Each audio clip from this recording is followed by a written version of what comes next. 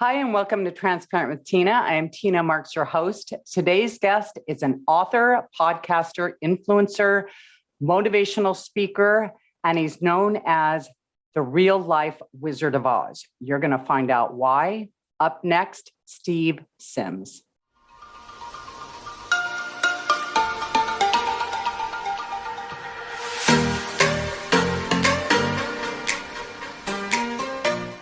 Welcome, Steve. That's a pleasure to be here. Great smile, by the way. What's that? Thank you.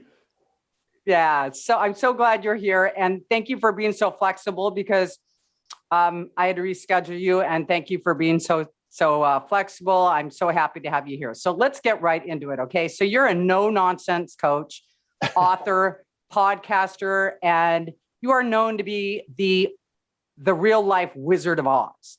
And that's because you make people's dreams come true. And, you know, I was thinking about that when I was like writing my notes this morning. And I thought to myself, he makes other people's dreams come true. But I think in turn, you make your own dreams come true by making other people's dreams come true. Does that make sense to you?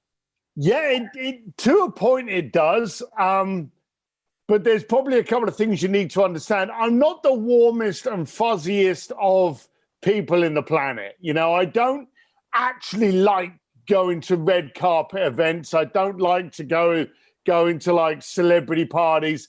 And before everyone can like throws their tissues at me, it's not what I want to do. I just ended up doing it because I wanted to surround myself with successful people. I wanted to have the engagement, and that the key word there is engagement, to be able to walk up to a billionaire and go, hey, I don't mind working hard, but why are you rich and I'm not? And that's what I wanted. Now, out of being able to get that engagement, I became, as you say, what Forbes called me, the real life Wizard of Oz. But then these clients had wishes and desires, which I then blew a little bit of sim smoke on and made a little bit more fantastical to keep them loyal to me. But along the way, I got up to stuff I would never thought I would have done. I've walked through the papal gardens with the Pope. I've sang a duet with Andrea Bocelli at the feet of Michelangelo's David in a closed-down museum at 10 o'clock at night. I've hung out with Sir Elton John at his Oscar party. I've played drums with Guns N' Roses. I've done stuff beyond what I thought I would ever be possible to do, and it's been a perk of what I do now. Okay, so tell me how that started. I mean, you said you wanted to be around these people. And you're very much like me, by the way. I'm what's called an introvert extrovert. I didn't realize you could be both. Yep. Like I'm secretly happy when the party's canceled. But you know, you have to do what you have to do to get where you want to go in whatever profession it is. So like, how did this start? I mean, what were you doing before this? So I left school at the age of 15. I saw my career counselor just before they kicked me out of school. And my career counselor said, don't even bother applying for college. Waste of time. Good luck. And that was it. I was like, cheers, mate. And I ended up working on a building site. And my dad was the guy that was running the site. So I'm getting up at 4 o'clock in the morning, going to work, getting there at 6 o'clock, coming home at 8 o'clock. So I'm cold, wet, bashed around. And I thought to myself, and I remember this moment, I was in a pub one day and I just thought to myself, everyone in this pub is broke. Everyone in this pub can afford 2, maybe 3 beers. I thought to myself, for me to get more out of life, this is not the room I should be in. Now, this was back in the 80s, so I didn't have Instagram to tell me how inadequate my life was. So this was just a gut reaction that I needed to change the room. I needed to change the people I could rely on. I needed to change my group, you know, the old 5, you know, you are the 5 people you're with kind of thing. But I didn't even know that saying then because I wasn't reading books. So I went out to try and educate myself. So I remember I could afford 2.5 beers in my pub, and then I was done for the night.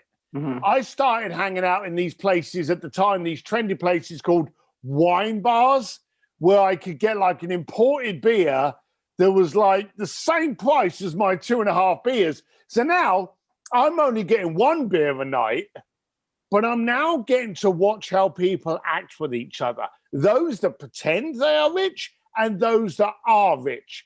And I just went out on a journey literally to quench my curiosity as to how people are affluent, how people are successful. And I didn't know how to do it. And so I tried getting jobs that would surround myself with rich people, aircraft broker, yacht broker, concierge, all these different things, stockbroker, that would try and get me around rich people, but none of it worked because I didn't fit the jelly mold of bullshit and fluff that you was required to have in those kind of jobs. Mm-hmm. And so the funny break came was I was working on the door of a nightclub and I had a bunch of rich guys come in and I just said to them, there's a club just up the road. I said, I didn't hear that. What'd you say? There's a club just up the road. Okay. And it's an opening night. I thought you would have been there. And they were like, oh, we can't get in. And I thought, why can't you? You know, you're good looking, you've got money. You know, you've got everything necessary to be in this place. Why can't? So I literally just jogged up the road, met up with a buddy of mine that I knew because I was on the door and, you know, we knew each other. I said, I got 4 guys at my club. They should be in your club. And he went, send them up. I said, they got money. They got a black card. My first time I ever saw an Amex black card. I went, they got a black card. So I was even boasting about it. And he was like, send them up here. We'll have a booth for them. So I went down back to the guys and went, guys, I've got you in. They were like, really? And I thought, I wonder if I could push it one step further. So I went, yeah, that'll be $100 each. And they just went, no problem, Steve. And they threw the money down. And I realized then that people weren't paying to get into somewhere. They were paying to avoid the disappointment of getting turned away. None of them wanted to be the guy at the front of the queue going, hey, we got 4 of us, can we get in? And then they're being so I suddenly became that conduit, that light switch between humiliation and access. Right. And I started charging people for it. Then I started throwing my own parties. Then I started getting people into other people's parties. And it just grew. But all the time, I wanted to surround myself with rich people because I knew that at one time there would be okay, I've got enough information now. I can go out on my own. I launch my own widget, my own PayPal, my own something. I didn't. I ended up launching the world's most successful experiential concierge, you know, getting people, as I said, you know, married by the Pope or sent them down to the Titanic or playing piano with Elton John. I became the Make-A-Wish Foundation for people with really big checkbooks. And then I released my book, and now I coach and train people how they can do it themselves. So let me ask you a question. So you got in this to be, so you said, first of all, you were hanging around your buddies at the pubs and you started to realize they weren't going anywhere. So that was probably, you know, first you worked for your dad, you know, that wasn't appealing. You were like, I'm working way too hard for no money. Then, you know, the second thing you said was surrounding yourself with these people that weren't going anywhere either. And I totally identify with that. And I really want everybody to get that. And it's not like you felt like you were superior to them, but you had bigger dreams than they did. And you know what? You are who you surround yourself by. I've said this a couple of times. Last year, I had to let go of many, many people, and it was a very lonely year because of COVID. I was really pretty much by myself, but I just threw myself into my work. And now things are opening up and I'm being surrounded, I'm being gifted with other like-minded people into the areas and just people that want to move forward, have found their purpose, want to help other people. So, you know, some of these things, you know, the things that I have listed is jamming with celebrity recording artists, walking a role on a hit TV show, private cooking lessons, singing live on stage with rock band Journey. Are those your experiences or are those the experiences that you got your clients? Those are the experiences I got my client. And the way that it works is like you mentioned Journey. I had a client that wanted to meet the rock band Journey. Okay. And I said, so what do you want to do? He said, I want to meet him. I want to shake their hand. And I was like, is that it? Is that really as far as you can dream? You know, you can buy a small country like England with your bank balance, and that's as far as you're willing to dream. And I was amazed at how many people limit their dreams. So he wanted to meet the rock band because he didn't think anything more than that was possible. So I got in touch with the band. I, used my smooth debonair skills and ended up getting him live to sing on stage 4 tunes as the shortest term lead singer of the rock band journey. He literally went up on stage, sang, played guitar, and belted out 4 tunes. He was pretty impressive. Well, wait a minute. So how far, I mean, because you make this sound, just have my smooth skills, okay? So my family's in the entertainment business. It is just not, it's not even that easy to break into my brother who's like, a top music agent, okay? I ask him for something, he's like, get in line. Yeah. And I'm family. Yeah. So, I mean, let's hear, first of all, how far in your career when you started doing things like that? And what did you do to get this?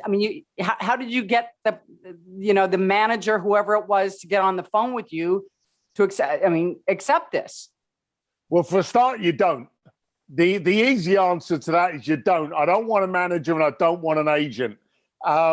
So basically, you can't get on the roof of your building unless you climb up a ladder. So in the early stages, it was smaller celebrities I was working with. It was smaller access before it grew up into, Elton John's Oscar party and the Cannes Film Festival and Monaco Grand Prix. So it was a stepping stone up there. But then what happens when you get into that room is they're connected. And then those people that you're now working with become access to other wonderful things. And the thing with Journey, you say about your brother being an agent, no disrespect to agents, but they should basically be at the same place that lawyers are. Wait, say that again. Say that again, because you cut out. You cut out. Say that again. They want the dollars. What's that? Oh, I said, you want to soundbite this for your brother, don't you? No, seriously, you cut out. Now I want to hear what you said. I said that agents should really be in the same kind of place as lawyers, at the bottom of the seabed somewhere. Right.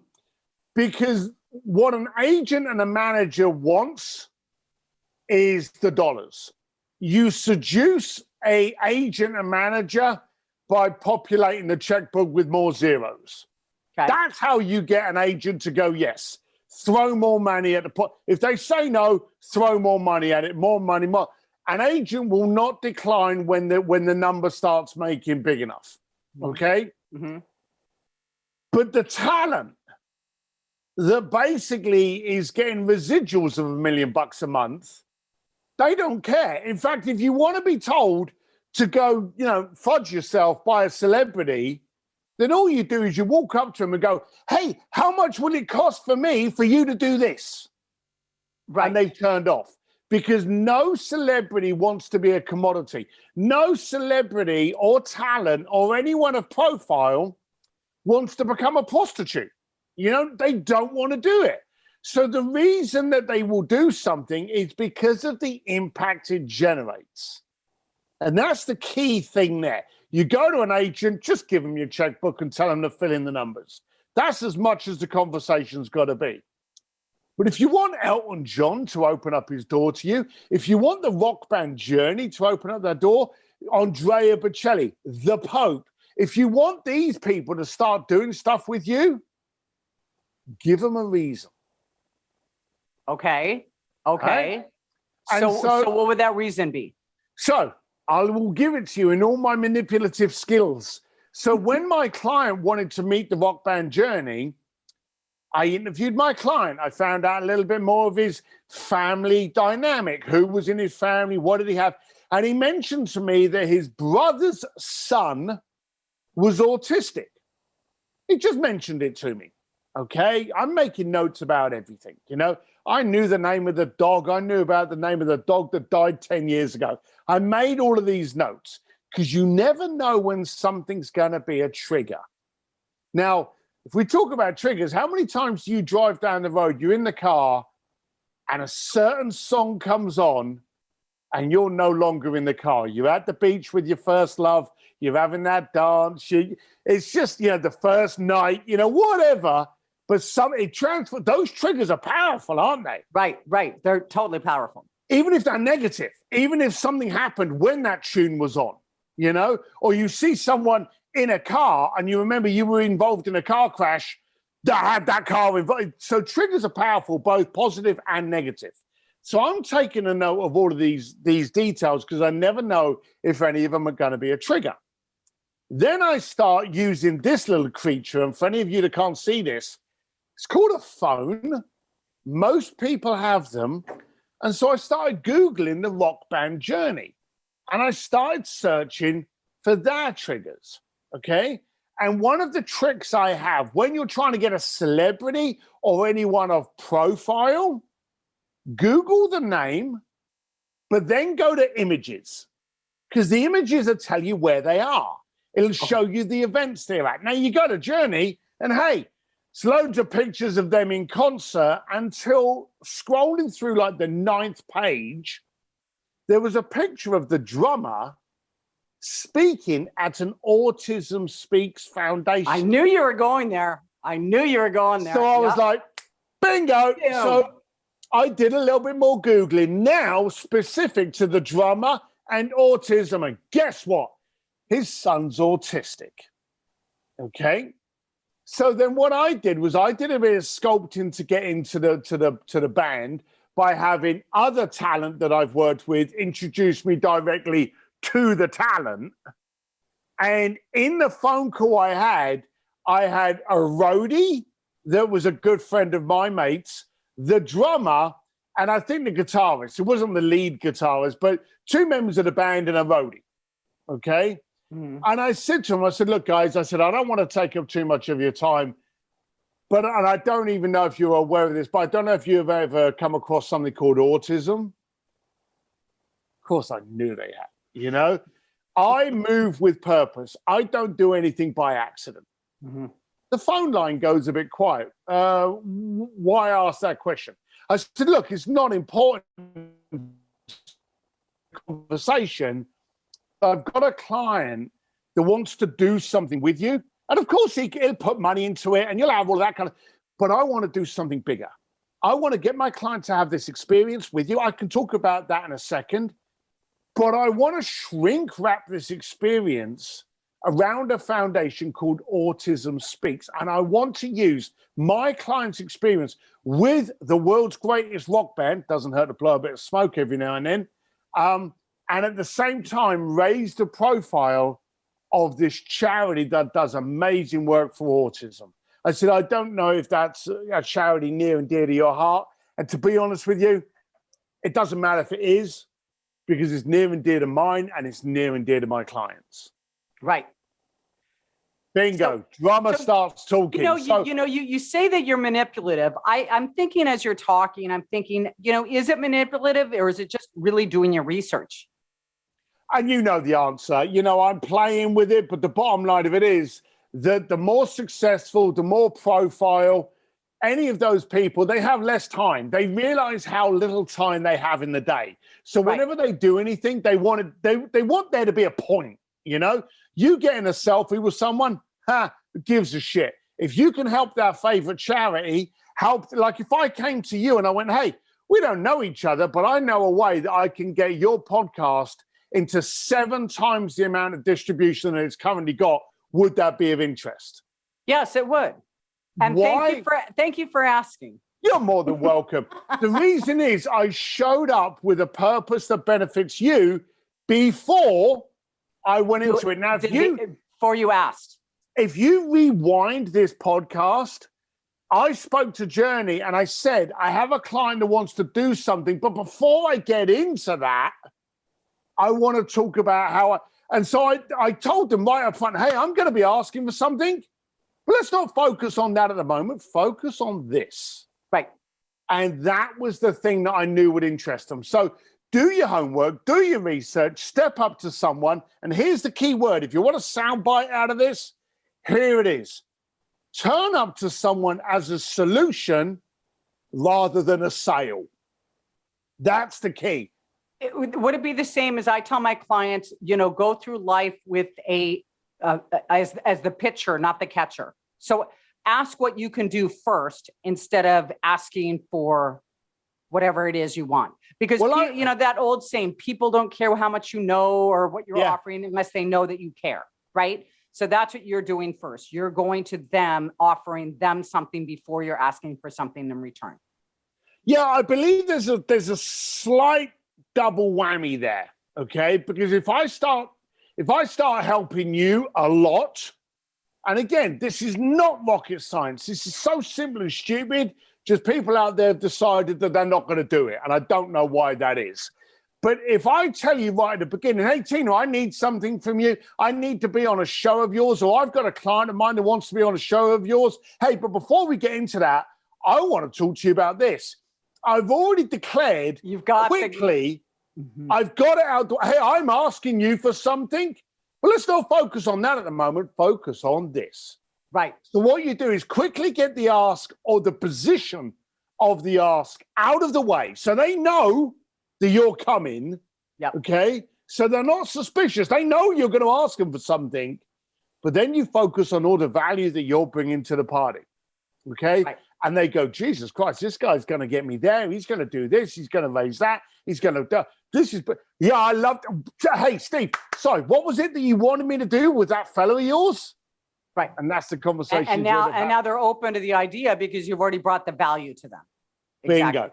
So how long did it get you to get where you are? I mean, did you ever feel like quitting? What was like your worst experience? Did you ever get to a point going, this isn't working. I'm tired of the door being slammed in my face. Or was it just kind of a home run from the beginning? Well, no, because it's only a failure when you stop. Okay. Prior to that, it's an education. Yes. All right. So I would go up to someone and go, hey, I really need to get in there. And they'd be like, get lost, slam. And I'd be like, how could that have gone better? How could I have done? And I noticed very early on two things. One, if you get a no, you're either asking the wrong person or the wrong question. Okay? Just because the valet boy is parking cars at the Oscars doesn't mean he's got the power to get you into the Oscars. Right. So you're asking the wrong person. He can't say yes. He has no authority. So you're either asking the wrong person or the wrong question.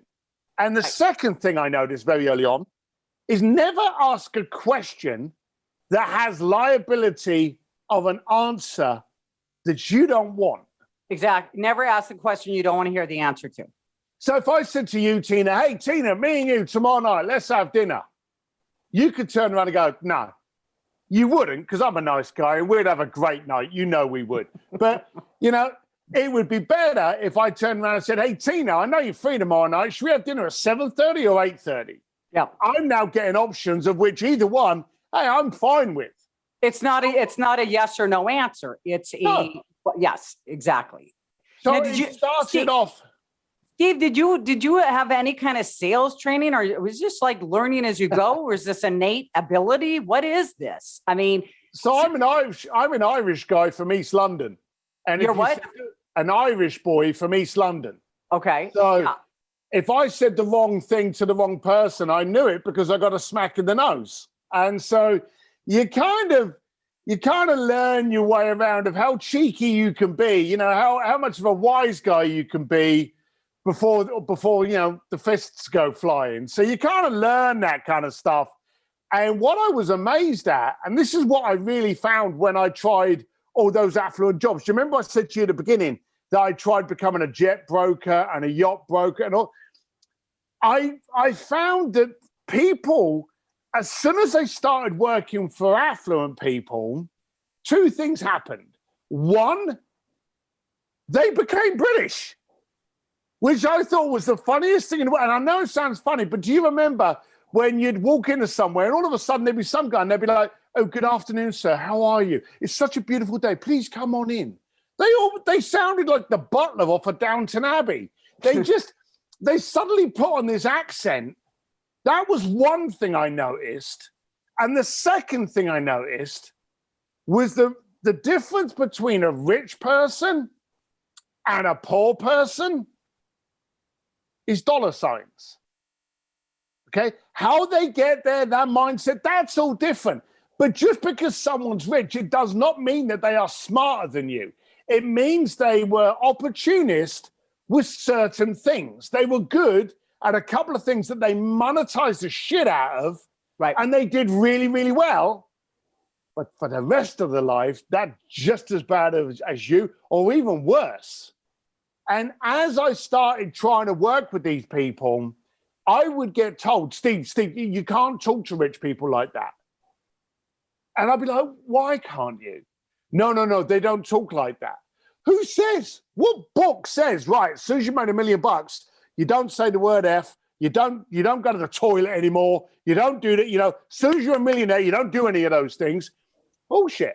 So I noticed that very early on. And I noticed that when we go, and you'll probably remember you say about your family being in the entertainment industry, Mm-hmm. when someone meets a celebrity, look at their body language. And you can watch this on TV, because this is what happens. They bow.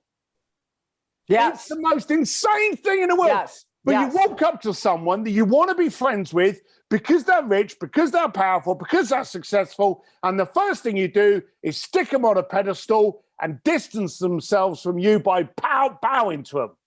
Right. For me, I'm like, why are we doing this? So I would literally just talk to people, regardless of the dollar signs, as though I was literally having a beer with them. Tina, what do you want done? How can I help you this weekend? That was it, Mm-hmm. And I remember one guy telling me a joke once, and I said to him, it is a damn good job that you're a genius in other areas, because you are a shit comedian. And I was, just being cheeky with him. And he said to me, that joke has had people laughing all day in every room that I've been in. And I went, were they laughing at the joke, or were they laughing because it came from you? And that's what happens. They don't get the truth. So when I would turn up, I didn't try to, but suddenly I became refreshing. Yes. Because I would call people out on their shit. And you said to me, or you asked one of the questions, how long did it take before I, to become successful at this? Yeah. Well, here's a funny thing. I was now doing this for about 7 years, and I was constantly pushing the envelope, constantly trying to see how can I get into the rich Russians? How can I get into the rich Koreans? How can I get into the biggest events in the world? And I had a deal with this little unknown car company called Ferrari.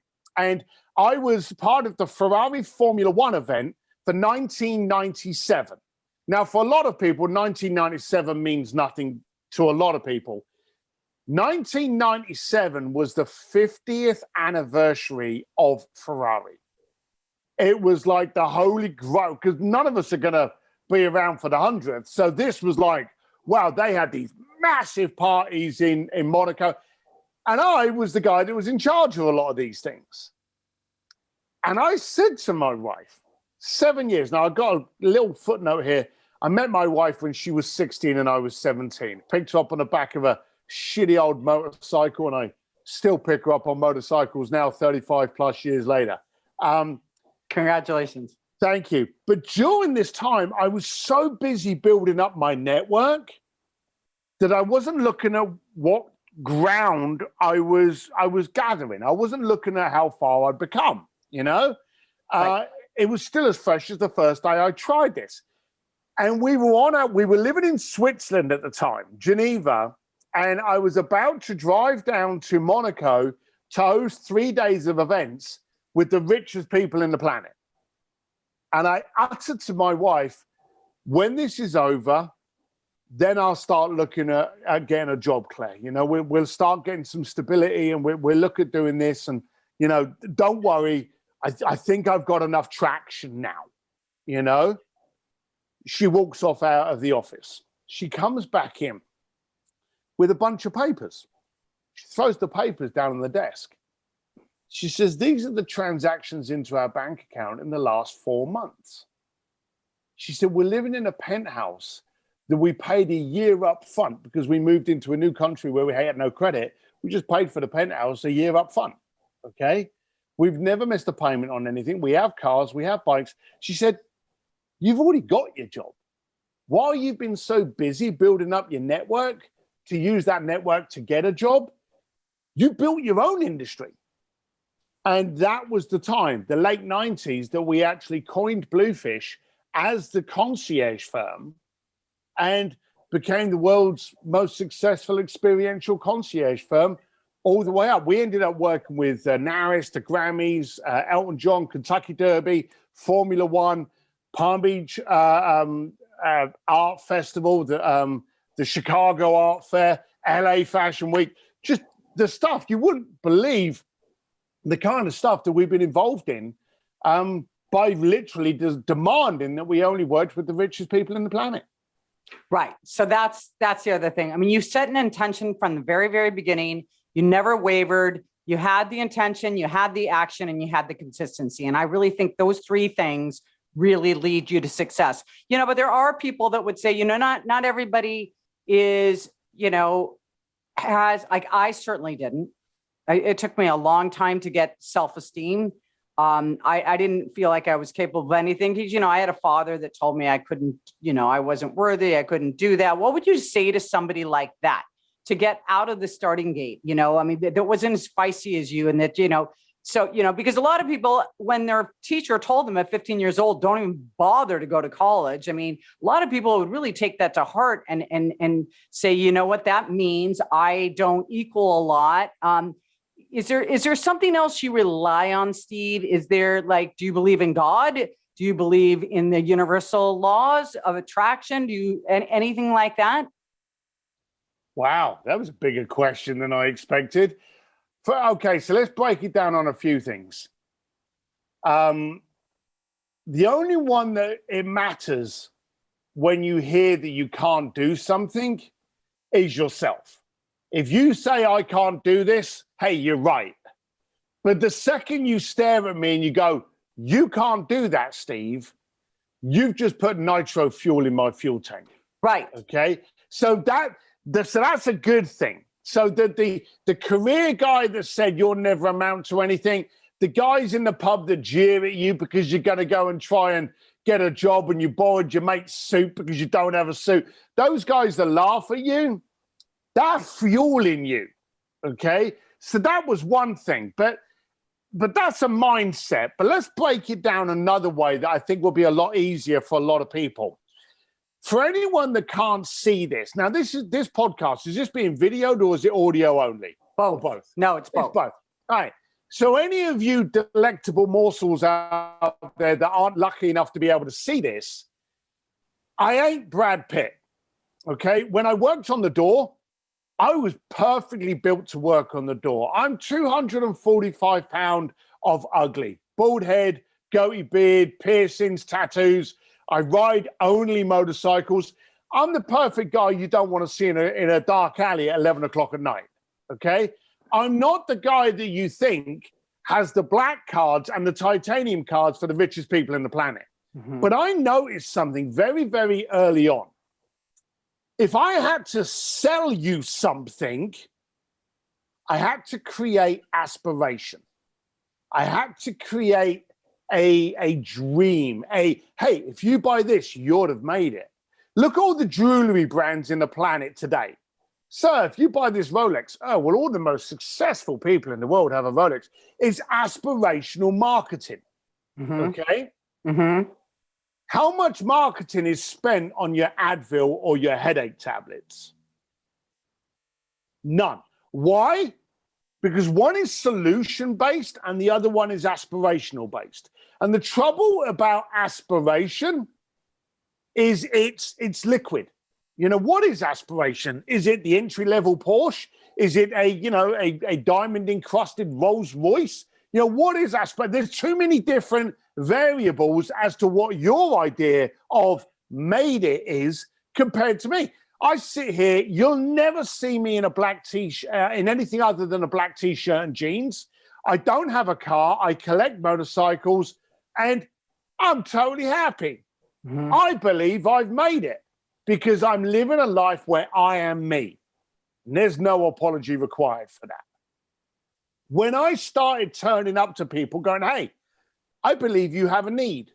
You know, I believe your daughter wants to do this with John Mayer. I believe so-and-so wants to do this with Scottie Pippen. I believe you want to go down and see the Titanic. I believe you want to go and sing with Tony Braxton in Venice. Let us get that sorted for you. I became a solution. Now, I was very unconfident. And you say about this introvert, I'm a big lump that you notice when he walks into a room, and I'm an introvert that doesn't like the attention. Mm-hmm. Those two things together, you can't help yourself. It's like being the blue elephant in the room. You don't want people to look at you, but they're bloody gonna. Mm-hmm. Okay? So I didn't like that, but I noticed the second I became a solution, I didn't have to worry about the rest of it. Yeah. Again, think of your headache tablet. When you wake up at 2 o'clock in the morning and you've got a raging headache and you go to the kitchen cabinet and you get your headache tablets, when was the last time you looked at the bottle and went, no, I don't like that logo? You absolutely, but if someone brings you a piece of jewelry and it comes in the blue bag and you undo the ribbon and there's the blue box and there's another ribbon and you undo it, that's aspirational marketing. They've got to puff that value up, you know? Right. So that's the difference. So if you're worried about confidence, just focus. Are you solving someone's problem? If you are a solution, they will not care how big, small, fat, thin, green, black, purple.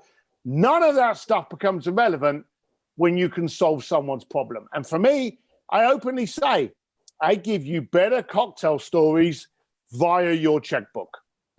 That was it. That's what I used to do. And now with entrepreneurs, I train entrepreneurs how to get the clients they deserve, not the clients they have been getting. Right, exactly. And we're going to hear about that right after this short break. This podcast is brought to you by Danette May and Mindful Health LLC, featuring Danette May's top superfood product from her Earth Echo Foods line, Cacao Bliss. Nothing feels better than being able to enjoy rich, smooth, creamy chocolate and knowing you're doing something great for your body. It starts with 100% organic cacao beans that are naturally kissed by the sun, maintaining its miraculous health benefits. It's then blended with turmeric, MCT oil, coconut, Himalayan sea salt, cinnamon, and black pepper for the perfect blend to make you feel your best. The result? Fall in love with a truly decadent, healthy, guilt-free chocolate, removing cravings, facilitating weight loss, boosting your energy, and reducing inflammation with one simple drink. Not only that, it's friendly to paleo, gluten-free, keto, vegan, and vegetarian diets. For the last 8 years, Earth Echo Foods has been a leader in the superfoods market and are proud to have served millions of customers worldwide. Use the code TRANSPARENT and receive 15% off your purchase today. Go to earthechofoods.com/transparent with Tina. Okay, Steve. So you're a life coach now. Is it a life coach, peak performance coach? What do you call yourself? I don't know what Business it is. Coach. What do you call yourself? I would say predominantly business coach. If I had to put I like to think of myself as a partner, but if I had to put a title on it, I was supposed to be business coach. Okay. And you know, you've been quoted as saying, if there's no passion, there's no point. Yeah. Talk a little bit about that. You got to have passion in what you're doing. A lot of people try to find the passion in what they're doing as a job. Okay. Well, if I did that, I'd be riding motorcycles every day and drinking whiskey, and marry those two together. That would not be good. But that's what I'm passionate about. But what I get out of my job, that makes me passionate. So you've got to have passion in your life. That's the greatest rocket fuel in the planet. So you've got to discover what point. You know, and once you know what the point is, if you've got $1 million, does that help you? What's going to happen then? So you've got to focus on what's the point. Then you've got to move with direction to get to what's going to move the needle for you. And you've got to make sure that where you end up, you're a heap shit sack of passion. If you're not happy being there, you haven't arrived at the right place. Okay, so you said you were passionate about motorcycle riding and whiskey. So it sounds you what your career does brings you to your passion where you can ride motorcycles and drink whiskey. But are you saying that whatever your career is, if you're not passionate about that, you're never going to be successful? Is that what I'm hearing? No. Some of us are blessed to have wonderful jobs, okay? I can very, very easily say that I am blessed to have a wonderful job, which excites the pants out of me. But we threw it out earlier in one of the kind of drops that I worked with the Vatican. You could offer me 10 times what I got paid for that gig, and I wouldn't take it again. Right. Well, so then you do feel like you have to be passionate, because you know what? I know money doesn't drive people. I tell my clients this all the time. It's what money can do, like as you're saying. So you can ride your motorcycles, but you spend 2/3 of your life in, working, right, in your career. So if you're not passionate about that, then, is there any tips you could give in somebody that just has no idea what they want to do? Where do they start? Like, where do they start to find their purpose? Do you have any tips for that? I have one statement and then I have a tip. The statement is, don't stop looking. Okay. At every point of my life, in my 30s, I was like, all right, I've got it sus now. And then in the 40s, it suddenly started pivoting into more commercial and larger scale events. Now in my 50s, I'm an international author and a coach. I don't know what I'm going to be in my 60s. I love that. I love that you said that. Yeah. So the first thing is never stop searching. Okay. Because the next thing, where you are today is only the ladder run to get you to the next one. All right. Exactly. Enjoy the journey. How do you start that ladder? Okay. Very easy. What do you do with a low ROE that you can sell? Say that again. What do you have on a low ROE that you can sell? And let me explain it. What's an ROE? Excuse me. Tina, I'm going to give you that. All right. You know what an ROI is? Return on investment. Return on income. Yes. Yeah. Return on income, return on investment, interest. Yeah. ROI. Okay. Yeah. ROE is your return on effort and energy. Oh, okay. Oh, now, okay. You've got a lot of people, like if you're an artist and you can sketch, okay, there's a lot of people that need logos for their business, for their Facebook, for their social feeds. So what you can do easy, you can now solve someone's problem by invoicing them. So look at what you do that takes low energy from you, low effort. If you are a math genius and you can do someone's accounting, send up an invoice and outsource that problem to you via that checkbook. Okay. So what can you do easy? Modeling, singing, dancing, painting, decorating, cooking, whatever it is. What is one of your gifts that you can be damn sure is not somebody else's, and then find that person and sell it to them? There you go. So you don't have to necessarily find what your purpose is or what sets you on fire from the beginning. It's just starting the wheels going, because when the money starts coming in, you're going to gain more confidence. You're going to have a better life. And then your whole world's going to open up with contacts and this and that. It's going to take you to the next level. And I just want to comment on that too. I think for most people, they think that their career is a destination and they park it and they think that's what they're going to do the rest of their lives. I mean, for me, I'm open to the possibilities of what's next. And, and I think that's why a lot of people get really disgruntled, is because they think, oh, I'm going to be in this job the rest of my life. Well, if that's the way you're going to look at it, or you could look at this as a stepping stone, right? You also said, Anya, if you sit there and you go, I'm going to be in this job for the rest of my life, you're right. You're absolutely right. You commit to it, you're right. So tell people, hey, I'm here for now. Try saying that instead. Exactly. The words are so important. I mean, when I have a client that says, I can't do this, or I've never been good at this, I have them say, up until now. because, your mind is always listening. You've said that imperfections are your perfections. What do you mean by that? How many people do you know that they want to do a job or they want to start a business, and the first thing they do is they start working out that business plan, and they start planning for this piece of perfection to be unleashed on the world, okay? Mm-hmm. Well, I hate to break it to you folks, but perfection is a unicorn with 3 testicles. It doesn't exist, okay? Mm-hmm. Yeah. So what you got to do is you got to get going, then get good, okay? Perfection does not exist. It's the constant strive. It's the constant aim. It's the constant goal.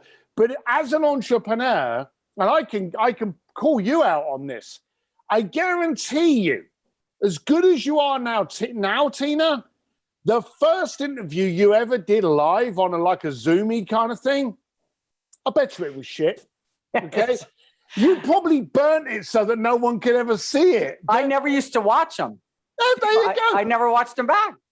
You see, the first time you do anything, it's shit. Tell yourself, as an entrepreneur, I have granted myself permission to be shit, but I can't be a diamond until I start off at step 1, and that is the one that will make you cringe down the line. I remember someone said to me when I launched my podcast, and Jesus, I can talk forever. They said, all right, Steve, do 18 podcasts and then release 10 on the first day onto Apple. But do 18 first. So if there's a few that are a little bit off, now I get paid very handsomely to speak on stage. I coach. I thought, how could it be hard doing your podcast? It's a totally different skill set, okay?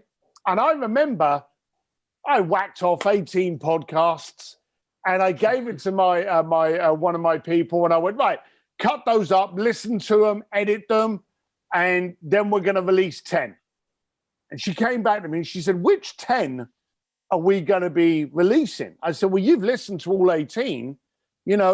Which ones would you release? 1. out of those 18, she said, look, I have to save you from shooting the messenger, but if you let us load up 10, you're going to hate 9 of them. She said, there's one that was really good. It was a friend of yours. You had a giggle. You were both having like. She said, we liked that one. Right. She said, but the other 17 went on different gradients of painful. And so that was it. We canned all of those and carried on. And that's what you've got to.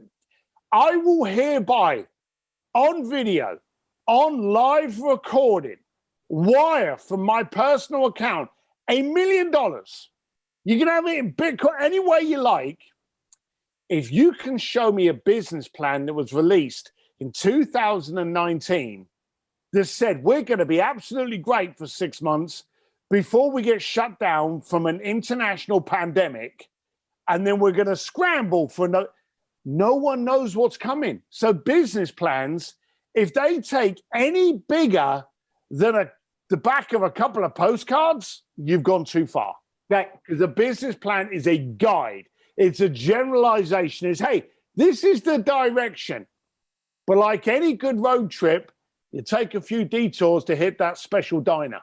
Right. It's all about taking the steps, taking the action, not being hard on ourselves, being patient with ourselves that, we're all here. And the other thing I was saying the other day, Steve, is so true because, I up until this point in my life, and I'm 58, I was not enjoying the journey.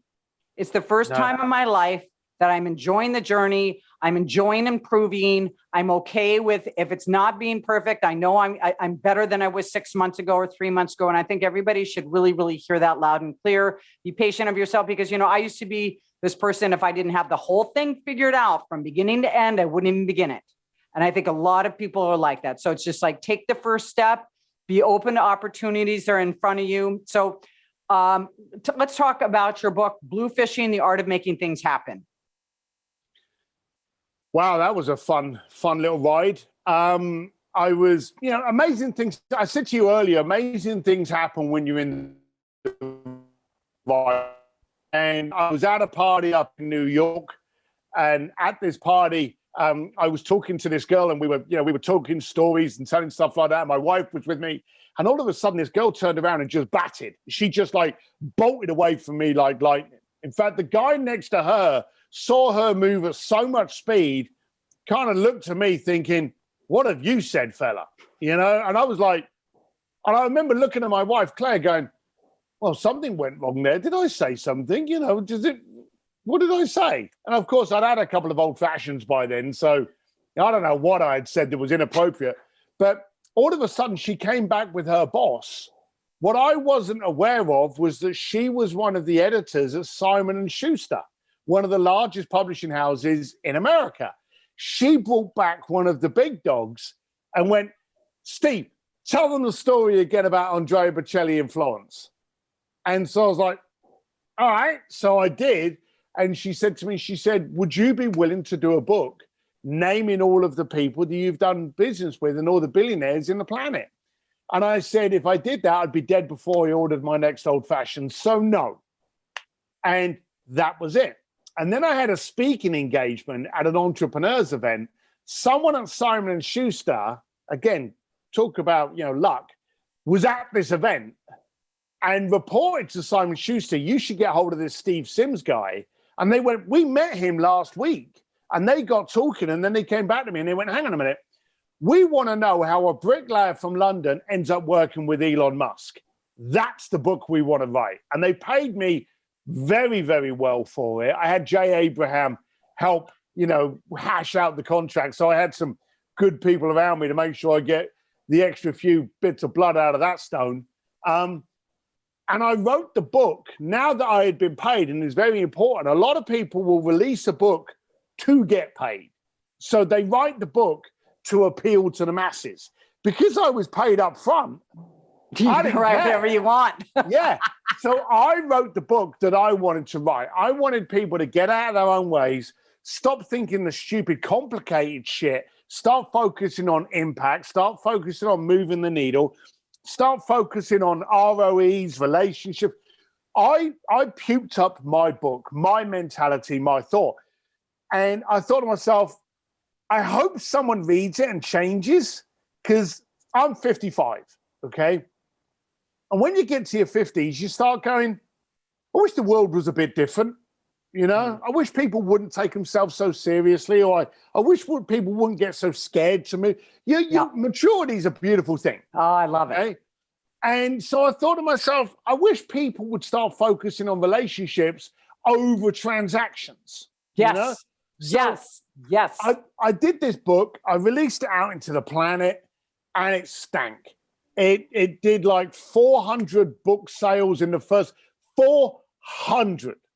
Okay, which in the world of abysmal sales and book releases, that's pretty high up there, especially when it's backed by a company like Simon & Schuster.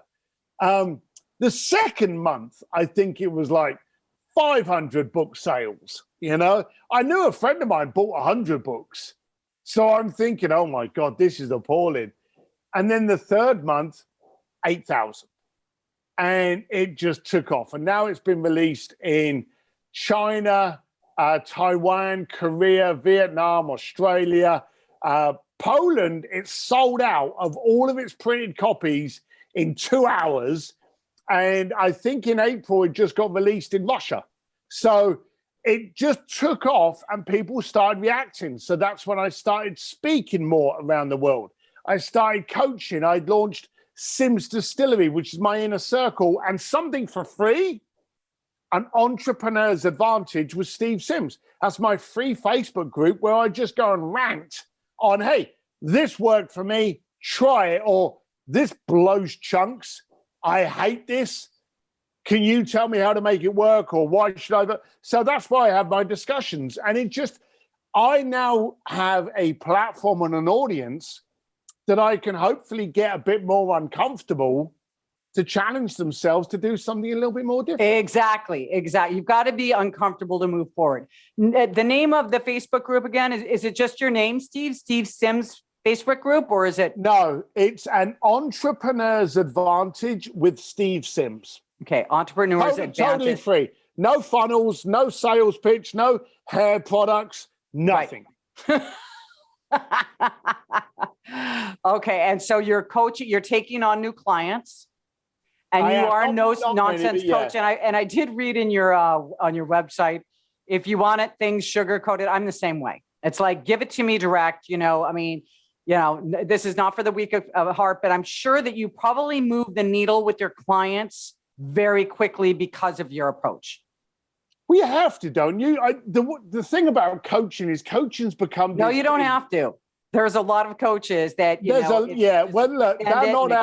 they're not our people, Tina, are they? Let's be serious. The way I look at it, for a start, I have no contract on my coaching. Yes. And I say to people, look, the second I stop becoming an asset and I become an invoice, get rid of me. That's the end of the deal, you know? Yeah. But I'm there to be an asset. I'm there to challenge you. I'm there to push you. I'm there to grow. You got to do the work, but I am going to push you, and I'm going to be there staring at you while you do it. Steve, there is one thing I know about the contract, because, you are asking people to get uncomfortable and do like a lot of work. Okay. And if you don't have them commit to, let's say, 3 months, do you find that it's too easy for them to exit after the first month because it's all of a sudden it gets a little bit too hard? Whereas if they've committed, they put the money there, then by the third month, when I was life coaching, that's what I used to do. By the third month, they've already gone through it. They're gonna show up because they've already paid. But you know what? After the first month, they can, you can make 1,000 reasons in your head. I don't have the time. I don't have the money. How about this isn't working? How's it going to work in a month? You're right. You are very right, Tina. We should turn around and go, hey, we don't have a contract, but we do have a 3-month minimum. You are right. I just never have. I've just always turned around and gone, look, it's going to get you scary. You're going to come up with excuses. I'm going to call you bullshit. Yeah, but I know. But if those triggers, as we were talking about before, if those triggers are really strong, most people are going to find a reason to get out. So, Steve. True, but they never have. That's a freebie for you. But I haven't lost a single client in a month. Never. Okay. I've got some project clients that go, hey, I'm launching a book. We're going to need you for 4 months. And I've ended up doing 6 months. And we've come to the end of the project. I've done product launches. I've done different things for different people. But I've never lost a client after a month. Never have. Okay. Well, you don't need the freebie then. All right. And tell us the name of your podcast. The Art of Making Things Happen with Steve Sims. It's very easy. That's the name of his book, Bluefishing, The Art of Making Things Happen. And that's the name of his podcast as well. It's been such a pleasure, Steve. I could be talking to you all day, but I know you've got other things to do. I don't know who you're seeing tonight, but say hi for me. Well, I said to you earlier, I used a little example of having the dinner with you. We got to make that happen one day. I swear there's some stories and some fun that could be had that night. Absolutely. Where are you located? I'm in Los Angeles. Oh, you are? Okay. So that's not too far away. Actually, I'm moving to Newport next Monday. Oh, where are you? Where are you now? I'm in Palm Desert, just still not that far. Yeah. It's not Newport. You're just down the road. I'll jump on the bike and ride down. There you go, on the bike. Perfect. All right. Well, it's been such a pleasure. Thank you, everybody, for watching and tuning in. If you haven't subscribed to my YouTube channel, it's Tina Marx TV. And of course, my podcast, you know what it's called because you're watching it. We will see you next week.